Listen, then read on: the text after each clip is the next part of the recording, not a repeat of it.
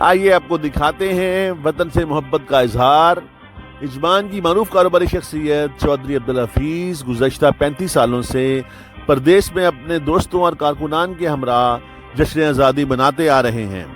اس موقع پر اپنی ورکشاپ کو جھنڈیوں سے سجاتے ہیں اور سبز رنگ کا لباس زیب تن کر کے سبز ہلالی پرچم سے اپنی انسیت کا اظہار کرتے ہیں۔ جشن آزادی کے موقع پر ان کے قریبی دوست عبدالستار اور مرزا مزمل حسین نے ان کے ہمراہ آزادی کا کیک کاٹا۔ کیک کٹنگ کے بعد وطن عزیز کی سلامتی اور کشمیر کی آزادی کے لیے خصوصی طور پر دعائیں بھی کی گئیں۔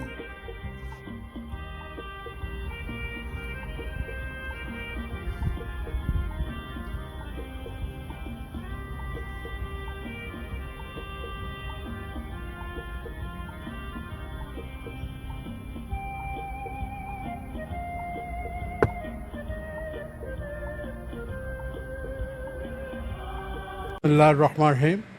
چودھری صاحب نے جشن آزادی کا آج کیک کاٹا ہے۔ ماشاءاللہ پورے ورکشاپ اور باہر سے بھی جو آدمی آئے ہیں ان کا بھی ویلکم۔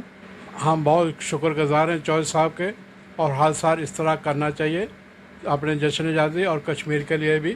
پاکستان زندہ باد، امارات پاکستان دوستی زندہ باد۔ بسم اللہ الرحمن الرحیم۔